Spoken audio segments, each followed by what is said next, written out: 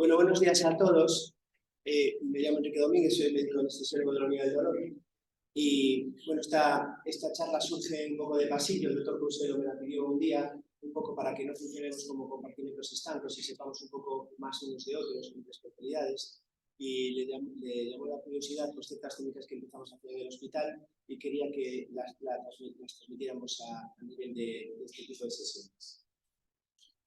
Os voy a contar un poquito el trayecto que vamos a desarrollar. Va a ser hablar un poco de los inicios históricos del dolor, de dónde venimos, la situación en la que nos encontramos y un par de pinceladas acerca de lo que nos depara el futuro del manejo del dolor. A modo de introducción, simplemente, bueno, los inicios del manejo del dolor vienen de antiguos, ya en el papiro de Eres hablaban en el reinado de Melchotep en el 1540 a.C. de ciertos remedios para la cefalea. Ya estaba descrita la receta de la adormidera a su inicio y se empleaba básicamente para el dolor odontológico. Esto está registrado en el papiro de Eres. También se utiliza el cilantro para los dolores menstruales. En la antigua Grecia es conocido la utilización de la corteza de sauce, descrita en el Corpus Hipocrático, también en el año 460 a.C., como analgésico para el dolor de parto.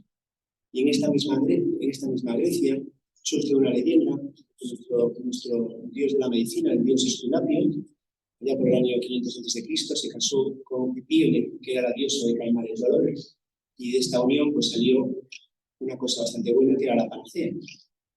Panacea, la hija de Esculapio y Epíone, utilizaba una planta que era la Filipendula humaria, que contenía salicilatos. Funcionaba como antiinflamatorio, analgésico y artritis. Esto a día de hoy sigue siendo nuestra panacea actual, como todos conocemos, que es el origen de la aspirina. Allá por el siglo II, la medicina galénica empieza a hablar en el libro de Ars Medica, es la primera mención al sistema nervioso central y al origen del dolor en los determinados nervios del dolor, que empieza a nombrar se empieza a nombrar en esta época, en el siglo II. También era conocido la utilización de ciertas plantas como la cicuta o la mandragora. Hay que esperar hasta el Renacimiento, siglo XV, donde Leonardo da Vinci hace una descripción anatómica ya más exhaustiva de los nervios y del sistema nervioso central y confirma la teoría galénica de aquel siglo II. Pero es hasta el siglo XVII donde Thomas Willis, en su libro de patología cerebral, establece las bases anatómicas de forma mucho más exhaustiva y casi digamos que es el fundamento de las bases anatómicas que conocemos actualmente en el manejo del dolor. El siglo XIX fue un siglo más relacionado con los avances en la química. Empezó a aparecer el vino de cocaína para utilizarlo en problemas odontológicos o faríngeos y sobre todo la síntesis de la morfina se realizó en esta época. En el siglo XX ya aparecen los neurólogos que nos dan un poco las pinceladas del síndrome talámico. El doctor Jennery y Gustave Roussy hablan a través de los pacientes que sufrían síndromes talámicos posictales y se dan cuenta que el tálamo es un centro neurálgico fundamental en las vías analgésicas. ¿Y dónde estamos a día de hoy? ¿Qué conocimiento tenemos de las vías analgésicas del dolor? Pues a día de hoy conocemos un poquito más exhaustivamente estas vías. Estas vías comienzan en los nociceptores periféricos, en la primera neurona sensitiva, que hace su entrada a nivel de los distintos espacios medulares, en las láminas del rexio, a través de tres fibras, que son las fibras A-beta, de tamaño grueso y que discurren por los cordones posteriores, encargadas de llevar la propiocepción, la sensibilidad propioceptiva, y las fibras C y fibras A delta, fibras más finas, que son las encargadas de llevar la transmisión termoalgésica. Estas fibras contactan a nivel de las láminas de Rexi, en la lámina 1 y la lámina 2, con neuronas nociceptivas específicas, y a nivel de la lámina 5 con neuronas que hemos determinado y denominado neuronas de amplio rango dinámico, y que tienen gran importancia en la sensibilización central y en el dolor global. Estas vías sensitivas son las que hacen la segunda neurona sensitiva que decusa a nivel medular y proyecta por las vías espinotalámicas hasta centros superiores pasando por el tálamo. Así se conoce una vía lateral, un poquito más codificando el componente discriminativo del dolor, y una vía medial que codifica el componente motivacional, que siempre está presente en los cuadros de dolor y que influye en el aspecto emocional y afectivo del dolor. También están descritas exhaustivamente las vías descendentes. Estas vías descendentes parten básicamente de núcleos noradrenérgicos localizados a nivel tontino, y núcleos serotonérgicos del racio, que hacen protecciones sobre precisamente las segundas neuronas sensitivas, sobre las neuronas receptivas y de amplio rango dinámico que veíamos anteriormente. Asimismo, aparte de estas vías descendentes, tenemos un mecanismo on-off descrito por Melzack y Wolf en los años 60, que lo que hace es también hacer una barrera de entrada. Las fibras T se comportan como unas fibras estimuladoras, fibras on, y a este nivel las fibras beta que veíamos antes, que llevaban la propiocepción por los cordones posteriores, funcionan activando las neuronas GABAérgicas inhibitorias, de tal forma que desarrollan globalmente una disminución de los estímulos sensitivos. Este es un mecanismo de defensa que tiene el cuerpo a nivel medular para disminuir las aferencias dolorosas y que va a ser la base, como veremos a continuación, de las técnicas de neuroestimulación. Así pues, tenemos en estas vías diferentes mecanismos farmacológicos que podemos llevar a cabo. Así a nivel periférico, a nivel de transducción y de nociceptor periférico, podemos utilizar fármacos inflamatorios, opioides o anestésicos locales. A nivel de las vías de transmisión de la neurona sensitiva, podemos utilizar también anestésicos locales o agonistas alfa-2. Y a nivel ya medular, hablamos de modulación de estas vías analgésicas a través de anestésicos locales, como puede ser que utilizamos en quirófano durante la realización de técnicas locopresionales, intradurales y epidurales. De nuevo, los agonistas alfa-2 y los antagonistas NMDA, que tienen grandes implicaciones en la modulación del dolor global. Y ya a nivel cerebral, a nivel de tálamo cortical, la percepción que puede ser anulada por los opioides, de nuevo por los agonistas alfa-2 y por los anestésicos cerebrales. Estas serían un poco las vías y los sitios. ¿Y qué es ese famoso alfa-2? Pues la desmedrominina, que es un fármaco que utilizamos, aunque no en dolor agudo, lo utilizamos frecuentemente en pacientes críticos pues, para realizar pseudoanalgesia en pacientes.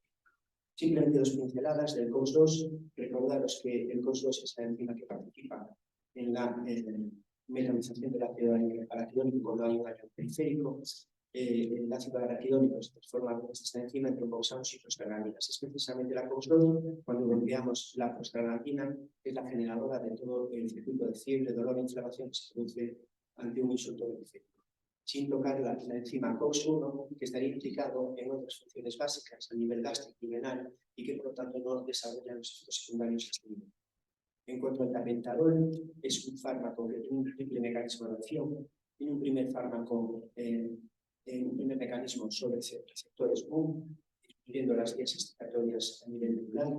Por otro lado, potencia las vías descendentes, activando las vías GABAérgicas inhibitorias. Y un tercer mecanismo de acción interesante, que es el aumento de la noradrenalina a nivel sináptico, que está implicado en la inhibición de estas neuronas que veíamos anteriormente, que son las neuronas de alto rango dinámico y que tiene grandes implicaciones en el dolor neurológico. Es decir, tenemos un fármaco que nos cubre el dolor mixto, no solo el dolor nociceptivo, sino también el dolor neurológico. Pero bueno, la charla, un poquito que me había leído el doctor Pauselo, iba encaminada a que os mostramos un poco la función básica de la unidad de dolor, que es un poco en lo que nos queríamos convertir en la realización de técnicas del cuerpo escalón. Paso a desarrollar o describir un poco las cosas que hacemos a día de hoy en día. Yo sí tengo que decir cuál es el hecho que me parece que ha sido trascendental en el cambio y que se ha desarrollado y que ha coincidido un poco a nuestra generación, es el paso de la radiología a la ecografía. Hemos tenido la suerte de poder empezar a formarnos en ecografía y poder hacer uso de esta tecnología tecnológica. Como veis ahí, antiguamente eso es lo que veíamos radiológicamente, un músculo central, y como ya en la derecha la ecografía nos permite, pues básicamente dos cosas: ser más eficaces en el tratamiento, a la vez que disminuimos la movilidad radiológica, tanto para el paciente como para la persona que realiza la técnica. Además, somos más eficientes en la realización de estos procedimientos terapéuticos y podemos evitar movilidad asociada con función vascular o nerviosa. Así pues, la ecografía forma parte de la fundamental de nuestra clínica diaria y la podemos utilizar para el desarrollo de los diagnósticos terapéuticos a nivel de la patología biofacial de los pacientes y lumbares mecánicas. La podemos utilizar también para la patología lumbar degenerativa, para el fibroartrosis, haciendo bloqueos del tramo medial de cada paciente articular. Como veis aquí en la imagen, tenemos la prótesis transversa, la prótesis espinosa, la transversa lámina y la flecha, lo que está indicando es un lugar de acción o lugar de paso del ramo medial, y que es una rama sensitiva que influye en el dolor articular. También se ha desarrollado el material. Disponemos de agujas vasecogénicas de tal forma que nos permite ser cada vez pues un poco más eficaces y tener una mejor visualización del campo ámbito. Desarrollamos también, pasamos de las técnicas radiológicas en las acromileitis degenerativas. Nosotros tenemos los médicos de los pacientes con sacromileitis. Ahí veis en la imagen inferior cómo podemos incluso llegar a distinguir el ligamento sacroiliaco, y ahí es donde realizaríamos lo que es el diagnóstico de las acromileitis degenerativas. También nos ayuda la patología ligamentosa. Podemos incluso llegar a diferenciar ligamentos o estructuras ligamentosas, puede ser el ligamento biolumbar implicado en las lumbalgias mecánicas. Nos ayuda en la realización de técnicas secundarias, por ejemplo, en pacientes con estenosis de canal, donde queremos desarrollar la introducción de fármacos antiinflamatorios para la radicularidad que padecen estos pacientes. Vemos cómo a nivel del hiato sacro accedemos al espacio epidural y objetivamos la entrada de la aguja perfectamente en este espacio epidural, y cómo incluso por donde podemos ver y objetivar que estamos haciendo la infiltración a nivel epidural. Evidentemente, no todos los pacientes son válidos para la realización de técnicas por ecografía, y la fluoroscopia sigue siendo básica para pacientes como vemos en la imagen, donde muchas veces no tienen por qué ser obesos o tener signos metabólicos, sino que cada paciente tiene una ecofonicidad diferente, y muchas veces nos tenemos en cuenta estas técnicas fluoroscópicas y que seguimos utilizando para la rutina diaria de nuestra clínica. A nivel del hombro también nos ha resultado muy útil. Como veis ahí, distinguimos perfectamente las estructuras del hombro, no solo el cartílago, los ligamentos de manipuladores, la bolsa supracromisoidea, vemos la musculatura del tejido subcutáneo, lo cual nos ha llevado a desarrollar los diagnósticos terapéuticos en diversas patologías, como pueden ser las tendinitis del submasculino, las tendinitis de la porción larga del bíceps, las bursitis subacromiales, del manipuladores, o bloqueos a nivel nervioso, como son bloqueos escapular que utilizamos en pacientes con cápsulas adhesivas, o malgias refractarias o malgias postquirúrgicas o sarcoscópicas. La patología degenerativa de cadera también es una arma terapéutica eficaz. Veis la imagen de la izquierda, como realizábamos antiguamente las investigaciones, y como a día de hoy pues tenemos ya la imagen de la columna femoral, del acetábulo, la cápsula articular, y como la aguja penetra en esa cápsula articular. Y lo que os comentaba antes, en la imagen de la izquierda, radiológica, poneríamos solo vaso. En la imagen de la derecha, si os fijáis, tenemos ahí un vaso, que si lo vemos de forma dinámica, es la arteria circunfleja anterior, que es un vaso bastante grande, y que si realizamos una punción de ella, pues estaríamos generando un movimiento. Este es el motivo por el cual ha disminuido enormemente la movilidad en este tipo de infecciones. También en la patología degenerativa del rodillo, en pacientes con artrosis severa, que no se subsidia por movilidad de realizar un intercambio de prótesis de rodilla, se puede hacer bloqueo de los nervios inflamados, o a nivel simpático, aquí también supongo darnos cuenta de lo que realizábamos. Fijaros en la imagen de la izquierda, hacíamos infiltraciones radiológicas con escopia, y en la imagen del centro pues, vemos todo el complejo vascular asociado que tenemos a ese nivel, y que hacíamos funciones básicamente a ciegas. Ahí tenemos la carótida, la yugular, y entre los dos músculos, escalero anterior y lobus coli, tenemos una estructura que es el ángulo estriado, que realizamos técnicas analgésicas sobre ello para patología de dolores del complejo y extremidades superiores. Pero no solo nos dedicamos a la invención de técnicas diagnósticas terapéuticas como infiltrativas, sino que intentamos ir un poco más allá con técnicas neurolíticas. Esto a día de hoy lo hemos conseguido de dos formas. O bien de forma clínica con relocaciones, que son lesiones neurolíticas distintivas y que utilizamos en el 5 o 6% en pacientes oncológicos y que hacen una lesión irreversible del nervio, o técnicas de rezoresis. La rezoresis consiste en el empleo de técnicas lesivas sobre el nervio, que pueden ser de dos tipos. En nervios mixtos que tienen reacciones motoras, utilizamos la radiofrecuencia pulsada, es una técnica de voltaje dependiente, y que lo que hace es la emisión de ciertos pulsos sobre ese tráfico neuronal, con desestructuración de los endotúbulos de las neuronas sensitivas. Esta técnica, que no es una técnica lesiva definitiva, la utilizamos sobre todo en nervios mixtos. En nervios que son puramente sensitivos, como el que veíamos antes, el rango medial sensitivo de las facetas articulares, por ejemplo, utilizamos técnicas lesivas un poquito más agresivas, son técnicas que utilizan lesiones entre 65 y 85 grados. Es lo que denominamos la diferencia convencional o psoriasis convencional. Se divide en dos subgrupos, que es la radiofrecuencia fría o la radiofrecuencia enfriada y la radiofrecuencia bipolar. Son dos técnicas que utilizamos para ampliar la lesión o quemadura hacia el falso medio.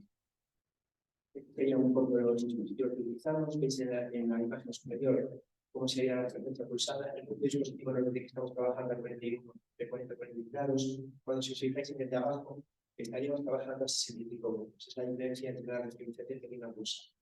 El de la derecha es el aparato dispositivo que se utiliza para la referencia. Así podemos hacer lesiones a diferentes niveles, a nivel del trigémino, de los ciclones faciales, acroiliacas, cadera, rodilla o en la patología plantar. A nivel lumbar, que es donde nos vamos a centrar porque es nuestra patología, nuestro trabajo de batalla diario, realizamos hemolisis o radiofrecuencias sobre dos estructuras. Básicamente, el nervio que tenéis arriba es el nervio meningeo o nervio de Buschka, que está implicado en la patología del dolor discogénico. Y el círculo de abajo sería el ramo posterior de cada faceta articular, como he comentado anteriormente, y que acaba intentando el ramo medial articular de cada articulación vertebral. A nivel del dolor discogénico, por tanto, lo que realizamos son lesiones de tipo pulsada, porque estamos trabajando con nervios mixtos, sobre la raíz de dos. ¿Por qué hacemos solo estas lesiones sobre la raíz de dos? Porque por estudios anatómicos se ha comprobado que las adherencias de este nervio de dos, un nervio meningeo, acceden todas hasta el ganglio de la raíz dorsal de dos. Así lo que hacemos sobre el paciente es una lesión pulsada a 40 grados sobre la raíz del L2, localizamos en la imagen superior izquierda, comprobamos radiológicamente con distribución de contraste cómo estamos a nivel del ganglio de la raíz dorsal y su fusión ocular, y ahí hacemos la lesión para el dolor discogénico. También hacemos quemadura por lo tanto de estos ramos mediales. Aquí lo utilizaríamos para la patología lumosacra. Y veis estas fibras nerviosas. Es importante realizar lesión del ramo medial superior e inferior para cubrir bien cada una de las vértebras. Y lo que hacemos es, por lo tanto, lesiones técnicas bastante más duraderas. Suelen ser lesiones que los pacientes les dan una duración de 2-3 años libres de dolor. Muchas veces es necesario su utilización. Esta sería una de las imágenes radiológicas. En todas estas técnicas lesivas, sí que es verdad que nos fiamos un poquito más de la escopia y tenemos una serie de parámetros por los cuales tenemos que hacer una serie de angulaciones o visiones para confirmar el sitio sacro, además de que el dispositivo nos permite hacer una estimulación de la raíz sensitiva que vamos a quemar y saber que no estamos afectando a ninguna fibra. Utilizamos este tipo de agujas. Dependiendo del diámetro de la aguja, la lesión va a ser mayor. Como veis ahí abajo, cuanta más lesión, más denervación, y cuanta más denervación, más efectividad y más duración en el tratamiento. Nosotros habitualmente para las facetas utilizamos agujas de 18 grados. También podemos hacer estas técnicas lesivas sobre la articulación sacroiliaca, que son nervios sensitivos puros y por lo tanto que pueden hacerse sistémicas sobre ellos. De nervios que parten de la raíz S1, S2, S3. Son los ramos laterales. Como veis en la imagen, pues, son articulaciones extremadamente grandes y que exigen por lo menos ya otro tipo de lesiones y la utilización de mayor número de agujas para una mayor eficacia. Últimamente hemos metido en nuestra cartera de servicios la lesión del ganglio de base. Lo utilizamos en pacientes con neuralgias de género idiopáticas, entramos a nivel de la fosa oval, como se ve ahí en la imagen del medio, y llegamos hasta el ganglio, donde realizamos habitualmente, como bien frecuencias técnicas o pulsadas. Cualquiera de las dos son válidas. Nosotros habitualmente en gente mayor utilizamos lesiones térmicas porque son lesiones más eficaces y la verdad es que es un dolor terrible que queremos ser eficaces en su solución. También hemos implementado la radiofrecuencia del nervio esfenopalatino a nivel de la fosa cervicopalatina que tenéis ahí marcada. Lo utilizamos para dolores faciales atípicos, migrañas refractarias, cefaleas en tracimo tipo fase aguda crónica y para el herpes zóster parcial. Pero bueno, un poco el escalón final o definitivo de nuestras técnicas y para lo cual realizamos una exhaustiva selección de pacientes, porque no todos los pacientes, desgraciadamente, son válidos para este tipo de técnicas, es las técnicas de neuromodulación. Las técnicas de neuromodulación no es más que la colocación de unos electrodos con una serie de cadenas eléctricas a nivel de los cordones posteriores, como veis en la imagen de aquí. ¿Qué pasa en los cordones posteriores? Voy a intentar explicar por qué funcionan estos electrodos. Primero comentaros que hay dos tipos de estimulación, dos tipos de estimulación, una que se denomina convencional, que conseguimos variando la frecuencia, anchura o intensidad de esa corriente eléctrica y que genera parestesia en la zona del dolor del paciente, y otro tipo de estimulaciones que se denominan pulso o alta frecuencia, que son estimulaciones subumbrales que no generan parestesia, pero que son igualmente terapéuticas para el paciente. Y como os comentaba, voy a intentar explicar este mare magnum aquí neurológico de por qué funcionan estos efectos. La verdad es que se sabe no definitivamente cuál es el mecanismo, pero sí que, como os comenté antes, a partir de la teoría de Wolfram, de Melza-Tibor, lo que se estimula realmente son aquellas fibras gruesas que veíamos por los cordones posteriores, las fibras A beta. Y tienen dos tipos de mecanismos. Un mecanismo antidrómico, antinatural a la estimulación, que lo que hace es, cuando se estimulan estas neuronas A beta, generan una activación de las neuronas inhibidoras GABAérgicas sobre las neuronas de segundo orden de la vía sensitiva. Y una vía ortodrómica, que asciende de los cordones posteriores hasta niveles supraespinales y acaba activando las vías descendentes del tronco. O sea que tenemos un doble mecanismo de por qué funcionan estas vías de la neuromodulación. Lo que hacemos es finalmente, a través de esta fibra A beta, la activación de las neuronas inhibitorias GABAérgicas y, por lo tanto, el corte de ese estímulo sensitivo a nivel de la punta del radio. Esta sería un poco la imagen radiológica de una técnica sobre un paciente con radiculopatía, después de síndrome de espalda caída, donde habitualmente colocamos dos electrodos a nivel de 89, donde están los electrodos neurológicos que son más eficaces para cubrir la patología lumbar y radicular de las células. Pero en dolor, digamos que va muy acorde el avance de las técnicas de dolor con todo lo que es la bioingeniería o biomedicina.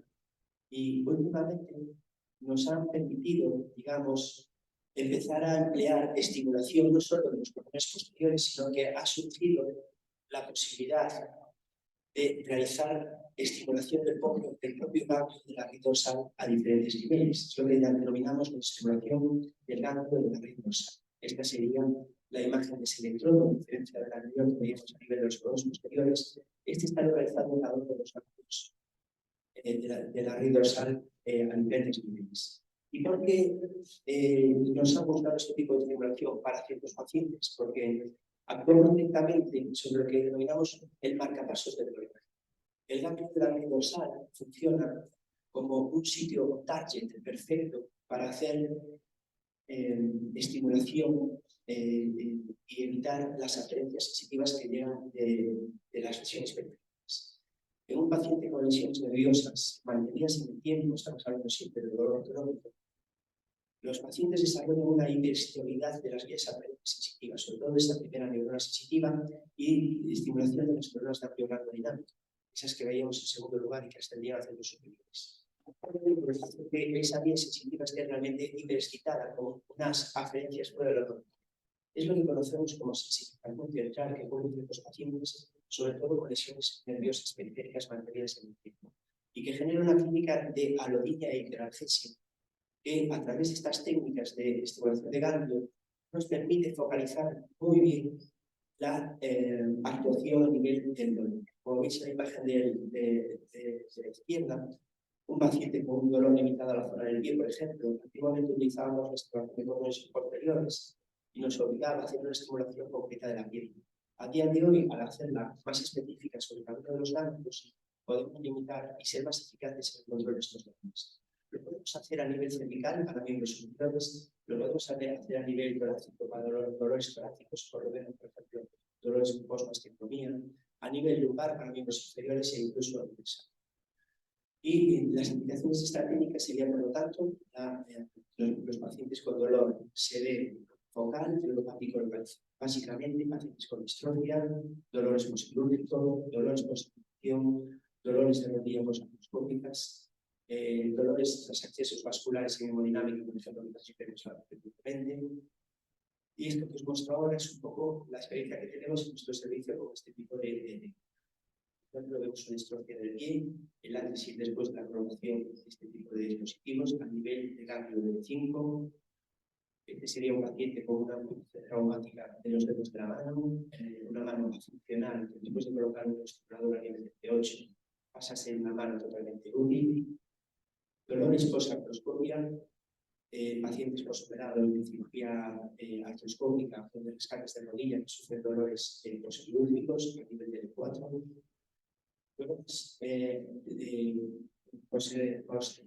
Herniorragia, que es un cuadro bastante frecuente que nos llega frecuentemente a la consulta, utilizando este tipo de técnicas a nivel de L1. En neuralgia posherpética, y también nos damos los ciertos centros, lo haremos en el futuro, que están utilizando esta técnica aprovechándose de su actividad simpaticolítica. Esta técnica genera a nivel del ganglio una vasodilatación y por lo tanto se cree que es útil también en la patología arterial periférica. Así se ha empezado a utilizar en la enfermedad de Raynaud, en las enfermedades arteriales de miembros superiores e inferiores, e incluso en la angina refractaria. Nuestros compañeros de la Virgen del Rocío ya tienen 3 o 4 pacientes con coloración de descoloración de ganglio a nivel de T3-T4, a nivel izquierdo, la angina refractaria. Los resultados aproximadamente en todo este tiempo hemos hecho en torno a 14-15 pacientes y la verdad es que la satisfacción de los pacientes es muy buena. La disminución de los síntomas es inmediata o el postoperatorio inmediato. Y lo mejor de todo, como comentamos con nuestros compañeros, es que son pacientes que llevamos teniendo la unidad 2-3 años y que a día de hoy no sabemos cómo van a evolucionar, pero de momento, desde que hemos hecho estas técnicas, no los hemos podido a ver con unidad. Con lo cual, el grado de satisfacción para ellos es enorme, pero para nosotros. Y ya, para terminar, simplemente un par de pinceladas acerca del futuro. ¿Qué nos depara esta especialidad? ¿Qué nos depara el dolor en el futuro? Pues ¿hacia dónde vamos? A nivel farmacológico, simplemente 2 pinceladas. Comentaros que van a aparecer una serie de fármacos en un futuro inmediato, que son los cocristales. Son una serie de fármacos que forman estructuras de tipo galénico y que nos permiten asociar fármacos para que el paciente haga un mejor uso y mejor complementación farmacológica. Así aparecerán en breve pacientes con fármacos con uniones de tramadol y COX-2, fármacos con fluoxetina y antiinflamatorios tipo naproxeno. Son formulaciones galénicas que en un futuro inmediato podemos. También se está investigando mucho a nivel del receptor opioide. El receptor opioide es un receptor transmembrana y a partir de este artículo que salió en el año 2018 hay un compuesto que se denominaba inicialmente TRV-citoteca, pero que a día de hoy ya tiene nombre propio, que se llama policeridina. Es un agonista del receptor que hace la misma acción que los agonistas receptores, los agonistas MUS, pero con muchísimos efectos secundarios menos. Y os explico por qué. La activación del receptor opioide es un mecanismo de adenosiclasa mediado por una proteína G. La subunidad alfa lo que hace es una apertura de los canales de potasio y de los canales de calcio y bloquea, por lo tanto, la liberación de neurotransmisor de aquellas vías sensitivas que acabamos de ver. ¿Qué pasa una vez que actúa el opioide sobre este receptor? Pues que el receptor sigue una vía, que es la vía de las arrestinas, en la cual el receptor se hace endocelular. Esta vía es bien conocida, es la que participa y está implicada en los efectos secundarios. La vía de las beta-arrestinas influye en la tolerancia, en el estreñimiento y la depresión respiratoria. Si tuviéramos un fármaco que solo actuara sobre la proteína sobre la subunidad alfa, activando la vía inhibitoria del receptor Q y que no actúa sobre la vía de las arrestinas, pues estaríamos ante un fármaco ideal. Y esto es precisamente lo que hace la oriceridina. La oriceridina evita la vía de las arrestinas, por lo cual solo tenemos la analgesia sin tener los efectos secundarios. Hay bastante investigación en este campo y de hecho en nuestras revistas de especialidad, en el anestesiólogo del mes de marzo, ya empieza a aparecer los primeros estudios clínicos donde se ve claramente que el mayor efecto está sobre todo en gente mayor. Hay una disminución clara en la magnitud de la presión respiratoria en pacientes sanos, voluntarios en estudios de fase clínica 3. 2 pinceladas sobre el dolor discogénico y el dolor radicular. El dolor discogénico en el futuro se sabe que hay un factor mecánico degenerativo y de hecho se trataba con todos estos bloqueos que os he comentado y sobre todo con cirugía. Pero quedaba ahí en el medio una parte de terapéutica que no se realizaba, que era la medicina regenerativa. Sabemos que en el disco, en los cambios degenerativos con la edad, no solo hay factores mecánicos que influyen en los cambios discales, sino que también hay cambios inflamatorios, incluso de apoptosis, a nivel del núcleo nervioso. Estas técnicas en el futuro lo que van a intentar es pasar de ambientes anabólicos, ambientes catabólicos inflamatorios que se producen a nivel del disco, a microambientes anabólicos, y esto es a través de la utilización de plasma con plaquetas intradiscales.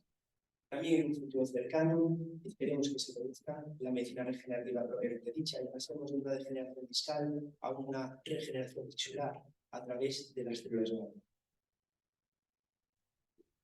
El PRP o plasma rico en plaquetas actúa como potable sobre la parte inflamatoria de la degeneración discal. Lo que hacemos es sacar del propio paciente una cantidad de sangre que centrifugamos. Esto ya se está haciendo en multitud de cuadros de endesitis por los traumatólogos. De hecho, tenemos una máquina que realiza esta técnica de centrifugado. Y como veis, la parte naranja, la porción naranja, es la única que aprovechamos. Es decir, de aproximadamente 10 mililitros de sangre, solo se emplearían 2 o 3 mililitros, que es donde están las plaquetas, el plasma rico en plaquetas, que se sabe por estudios bioquímicos que es donde está la actividad antiinflamatoria. Lo que hacemos es introducirlo a nivel intradiscal y se genera ese ambiente anabólico que acaba evitando la degeneración discal. Y en cuanto a la medicina regenerativa, pues es un poquito más complejo, exige la realización de técnicas a nivel de laboratorio y actúa sobre la fase de apoptosis o envejecimiento celular. Necesitamos utilización de células madres, lo que se hace es de producción de células madre a nivel de ese núcleo pulposo y sobre todo en la Universidad de Tokai en Japón, están un poquito más avanzados en este sentido. Lo que se ve es lo siguiente: la imagen de la izquierda es un disco normal, la del medio es un disco que se va degenerando. Cuando metemos estas células madres, pues hay una respuesta que es una atracción celular, una estimulación paracrina y lo más importante, que es la generación de tejido conectivo, es decir, la verdadera medicina regenerativa. Solo un par de pinceladas del dolor radicular. En un futuro cercano también empezaremos a utilizar una serie de técnicas sobre el dolor radicular. Son pacientes que tenemos, bueno, desgraciadamente muy frecuentes, son pacientes con contusiones discales o hernias contenidas. No valen los pacientes con hernias extendidas, esos pacientes son claramente quirúrgicos. Pero como veis en la imagen de la izquierda, esas hernias discales pues protruyen y acaban haciendo radiculitis, inflamación por la propia compresión que hay del disco sobre la raíz.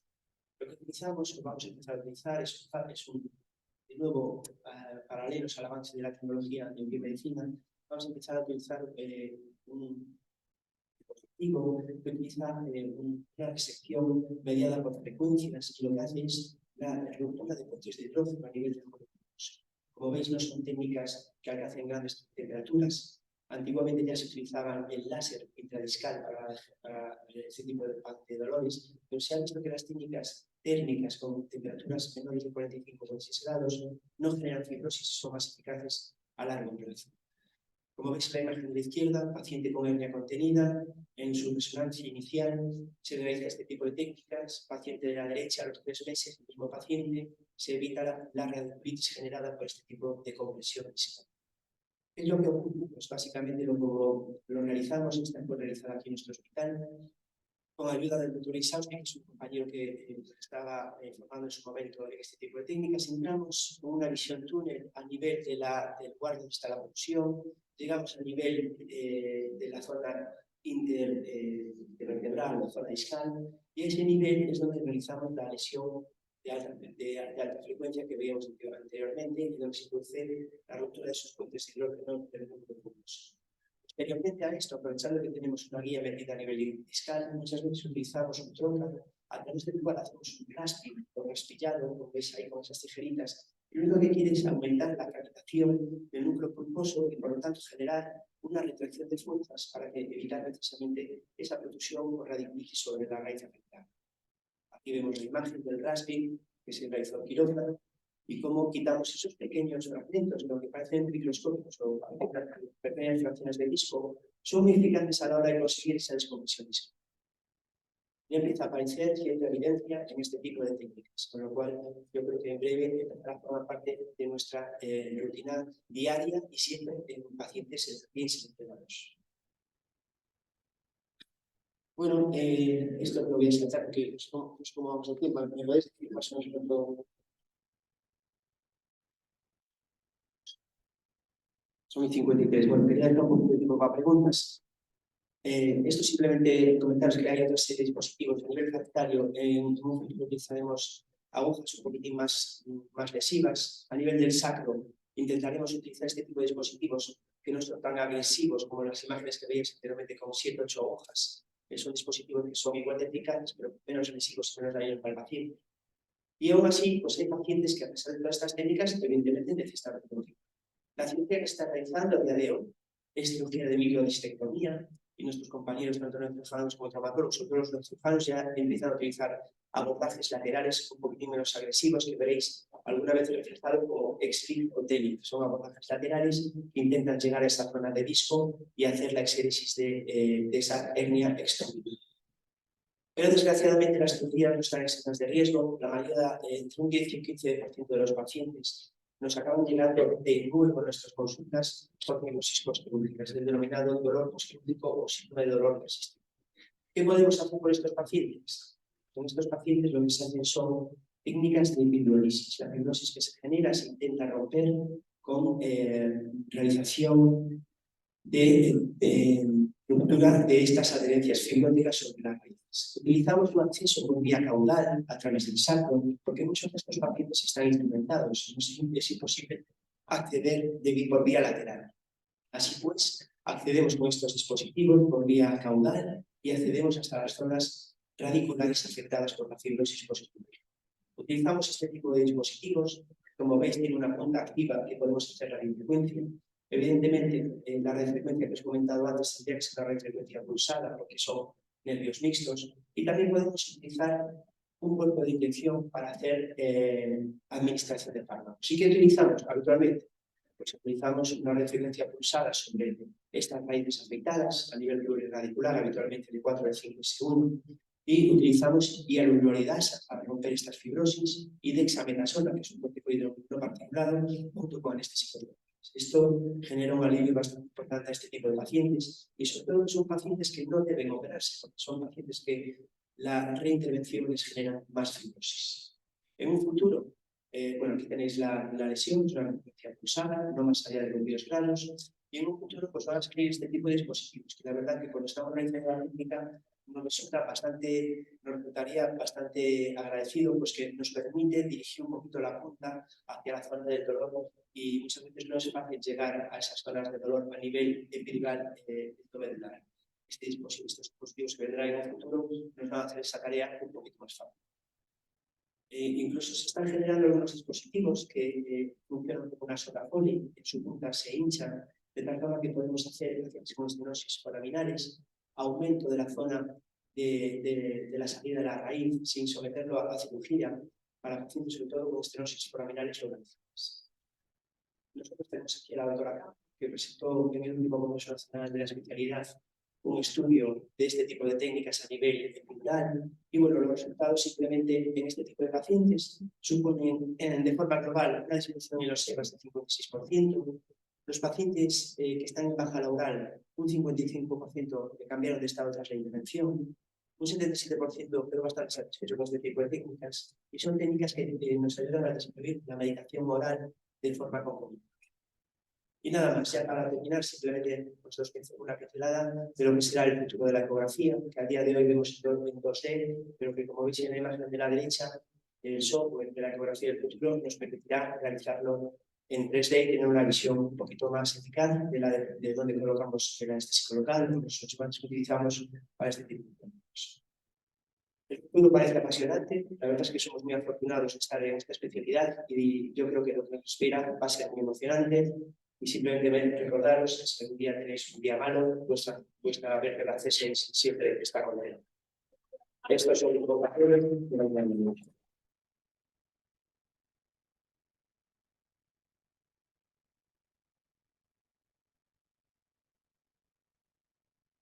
Bueno, 5 minutitos y nos vamos. No sé si pudiera haber alguna pregunta. La verdad es que son cosas muy específicas, pero la verdad me gustaba transmitiroslas porque esto si no lo enseñamos son cosas pues, que ocurren en nuestros quirófanos, en nuestras consultas, que es muy difícil de llegar a ver. No sé si os parece interesante o si tenéis alguna pregunta. Y si no, vosotros vais a trabajar y yo me voy para mi casa, salgo de gusto.